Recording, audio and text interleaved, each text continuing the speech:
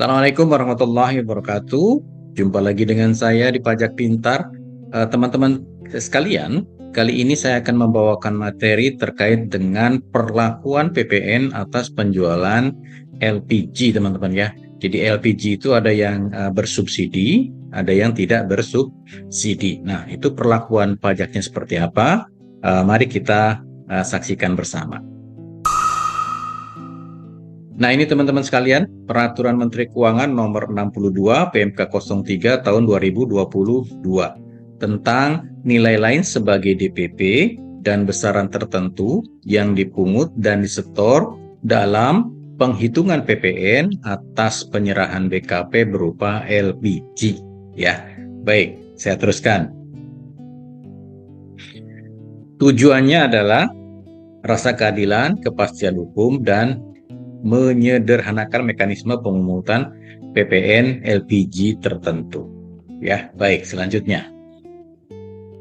Nah, ini pengertian di dalam PMK ini, teman-teman sekalian.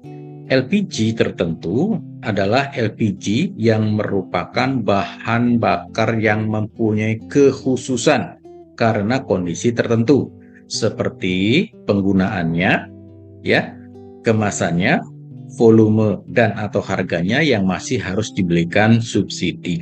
Jadi ruang lingkup PMK ini adalah untuk LPG yang bersubsidi. Kalau yang tidak bersubsidi itu berlaku ketentuan umum, teman-teman sekalian ya. Baik, selanjutnya. Nah, ini LPG tertentu ya. Ada bagian yang disubsidi pemerintah, di PPN-nya dibayar oleh pemerintah. Dan ada bagian yang harganya tidak disubsidi, itu PPN-nya dibayar oleh pembeli. Ya, besarannya seperti apa? Mari kita ikuti. Nah, penyerahan LPG tertentu yang bagian harganya disubsidi ya oleh pemerintah merupakan penyerahan LPG tertentu ya dari badan usaha ke pemerintah yang dibayar melalui subsidi LPG tertentu. Yang terdiri dari subsidi harga PPN sesuai dengan ketentuan peraturan perundang-undangan. Ya, ini teman-teman. Jadi seolah-olah ya LPG ini diserahkan kepada pemerintah. Ya, nanti ada bagian harga dan ada bagian PPN yang disubsidi oleh pemerintah. Baik, selanjutnya.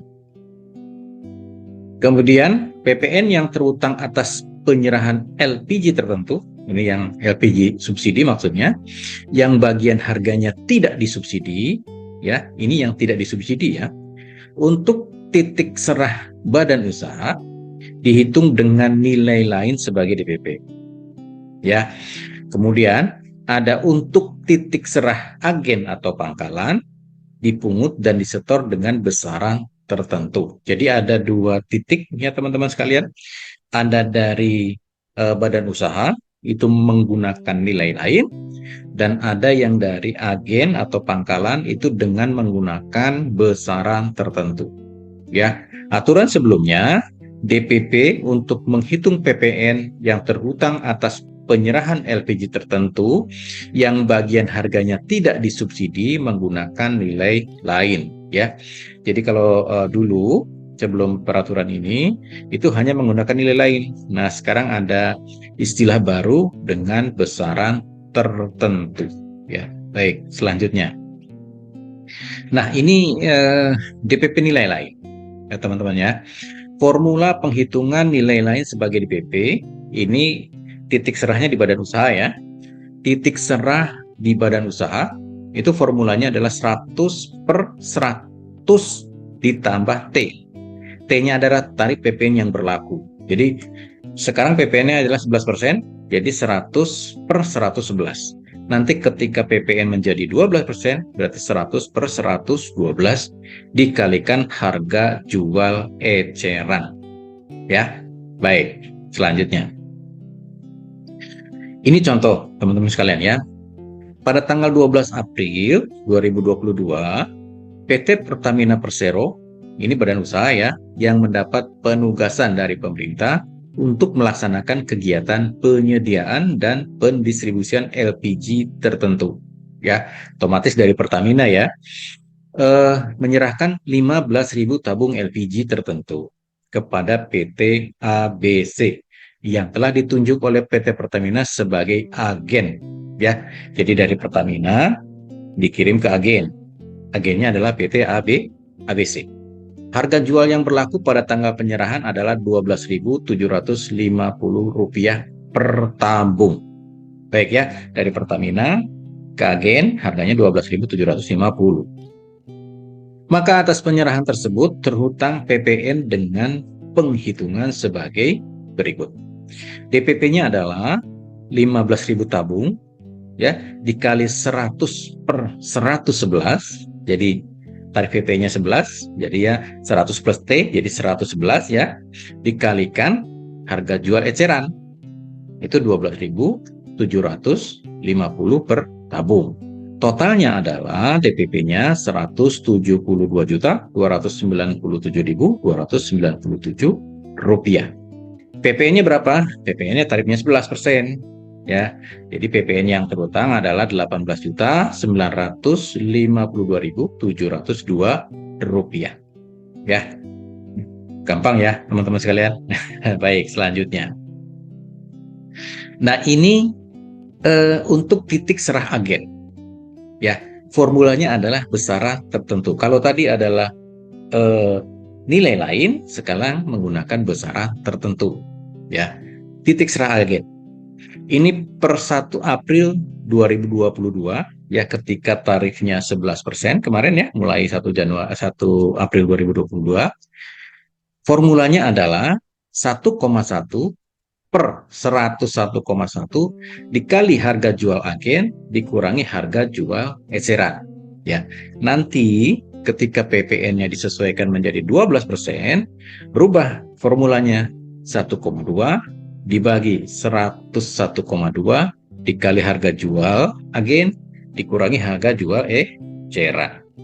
Ya, jadi PPN yang terhutang pada titik serah agen sudah termasuk dalam selisih lebih antara harga jual agen dan harga jual eceran. Ya, baik. Selanjutnya. Nah, ini teman-teman, ini contohnya ya, contoh ya. Pada tanggal 15 April, contoh PT ABC agen ya. Tadi dia dapat dari Pertamina ya, sekarang dia posisinya agen, menyerahkan 5.000 tabung LPG ya, LPG tertentu kepada CVXYZ contoh ya, yang telah ditunjuk oleh PT ABC sebagai pangkalan. Ini dari agen ke pangkalan. Harga jual agen sebesar Rp14.000 per tabung. Harga jual eceran ya, ketika PT ABC dapat dari Pertamina itu harganya Rp12.750 ya per tabung. Dalam hal ini PT ABC telah dikukuhkan sebagai PKP. Ingat ya, PT ABC-nya adalah PKP. Maka atas penyerahan tersebut terhutang PPN dengan penghitungan PPN terhutang 5.000 tabung tadi yang di atas ya, dikali 1,1 101,1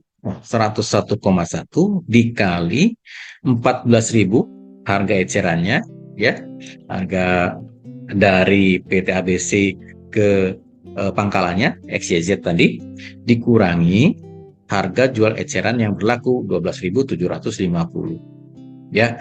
Jadi PPN terhutang adalah Rp68.000. PPN terhutang sebesar Rp68.000 sudah termasuk dalam selisih lebih antara harga jual agen dan harga jual eceran. Ya, baik teman-teman sekalian. Ini 68.000 itu untuk total 5.000 tabung ya, bukan satu tabung ya teman-teman sekalian ya. Baik, selanjutnya. Nah, ini adalah titik serahnya pangkalan ya. Tadi dari Pertamina ke agen, ini agen ke pangkalan ya. Baik, formulanya adalah sama dengan agen tadi, 1,1 per 101,1 ya, dikalikan harga jual dikurangi harga jual agen ya. Ini yang per 1 April, kemudian ketika nanti tarifnya berubah menjadi 12%, menjadi 1,2 per 101,2 dikali harga jual pangkalan dikurangi harga jual agen. Ya, baik. Kita lihat contohnya teman-teman ya. Nah, ini contohnya pada tanggal 20 April ya, XYZ tadi pangkalan ya, menyerahkan tabung LPG tertentu secara eceran satu tabung kepada konsumen akhir.